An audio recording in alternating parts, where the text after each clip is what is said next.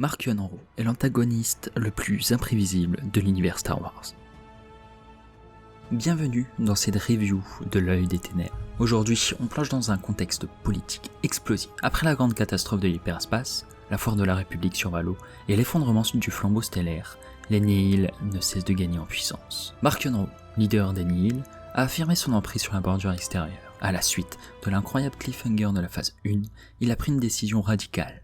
Créer une zone d'occlusion isolant complètement la bordure extérieure du reste de la galaxie. Toute tentative de la franchir menace la destruction des vaisseaux voyageant en hyperespace. La destruction du flambeau stellaire fut inévitable. Les Nihil ont créé ainsi une barrière infranchissable dans la bordure extérieure, où Mark-Yonro règne en maître. De nombreux Jedi se retrouvent coincés derrière cette barrière, appelée zone d'occlusion, dont Avar Kriss et Porter Engle. De l'autre côté, les Républiques et les Jedi vont tenter à tout prix de rentrer en contact avec les planètes désormais coupées de la galaxie. Le désespoir s'installe au sein de la République. La notion d'unité est fragilisée. Nous nous retrouvons donc plongés dans une période de trouble, jamais connue dans la galaxie à cette époque. L'âge d'or de la République semble être passé. Mark-Yonro est un antagoniste imprévisible. Il est donc impossible de prédire ses actions et ses désirs qui sont inconnus. Ce qui en fait un personnage très dangereux pour la République. Parlons un petit peu du personnage de Ghirra Starros, qui a réformé les Nihil suite à l'instauration de la zone d'occlusion, créant ainsi 3 ministres. Tout d'abord le ministre de la Protection, dirigé par le général Vies. Ensuite, le ministre du Progrès, dirigé par le baron Boulan. Et pour terminer, le ministre de l'Information, qui est dirigé par Ghirra Starros elle-même.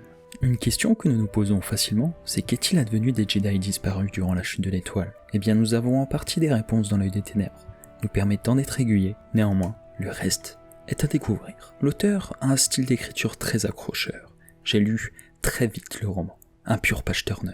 Il est important de noter également que les chapitres se lisent très vite. Les événements du roman restent prévisibles facilement d'une certaine façon. Néanmoins, il est très intéressant de voir ce côté sombre dans le roman. Tout, absolument tout, semble mener à la défaite de la République. Et même s'ils parviennent à passer la barrière infranchissable, que feront-ils face aux créatures puissantes dans la force elle-même ? Le danger que constituent les sans-noms. Désormais, on va tout spoiler. Pour commencer, parlons de Ghirra Starros. Ancienne sénatrice de la République, elle s'affirme dans ce roman comme une véritable force politique. J'ai adoré la façon dont son expérience et sa vision pragmatique créent une opposition directe avec Mark-Yonro. On voit ici une bataille d'esprit aussi intense que les combats physiques. Ghirra représente tout ce que la République aurait pu être si elle n'avait pas été affaiblie, face à un Mark-Yonro toujours aussi imprévisible et puissant. C'est un duel fascinant qui ajoute une profondeur politique bienvenue dans l'univers de la Haute République. Passons maintenant à l'un des moments les plus tragiques du livre, la mort de Porter Engle. Ce passage m'a vraiment pris par surprise. Porter, toujours un personnage exceptionnel, fait ses adieux dans une scène héroïque où il emporte avec lui la générale Vies, la ministre de la Protection de Mark-Yonro. Ce sacrifice est non seulement bouleversant, mais il permet surtout à Avar Kriss de s'échapper de la zone d'occlusion et de retourner au temple Jedi. C'est un tournant majeur de l'intrigue, et je trouve que la mort de Porter est parfaitement exécutée. Elle est tragique, mais nécessaire pour le déroulement des futurs événements. Pendant ce temps-là, Elzar Mann continue de se développer de manière impressionnante dans ce roman. Ce que j'ai trouvé fascinant, c'est son désir incessant de vouloir égaler Stellan Gios, mais aussi son incapacité à le faire. Ce sentiment d'échec résonne profondément tout au long du livre.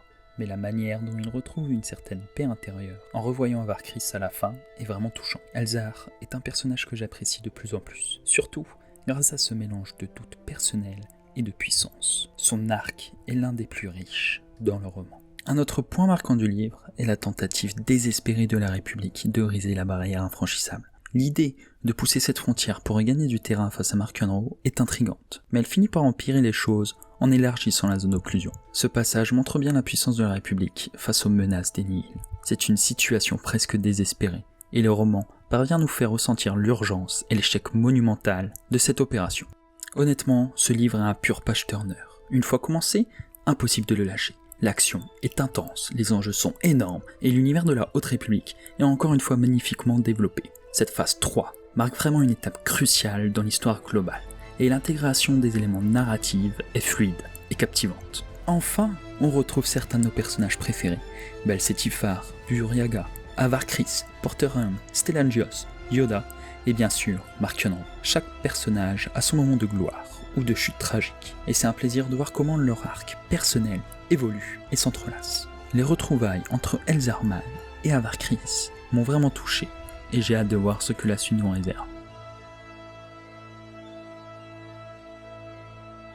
Suite à cette lecture, je vais pouvoir lire Les Ombres du Flambeau, qui vont me permettre de comprendre davantage la tournure des événements suite à la chute du flambeau stellaire, par rapport à certains personnages. Je ferai un tour ensuite dans le passé, avec La Terreur sans nom, et enchaînerai avec le prochain roman de la phase 3, Braver la tempête. Nous retrouverons ainsi Vernestra, qui va certainement rechercher son padawan dans la zone d'occlusion. En résumé, L'Œil des Ténèbres est une réussite totale. C'est un début épique à la phase 3 de la Haute République, et il laisse des pistes passionnantes pour la suite. Si vous aimez cette ère de Star Wars, ce livre est un must-read. Il combine action, politique, tragédie et développement de personnages de manière brillante. N'hésitez pas à me dire en commentaire ce que vous avez pensé du livre et quels moments vous ont le plus marqué. Merci de m'avoir écouté et que la force soit avec vous.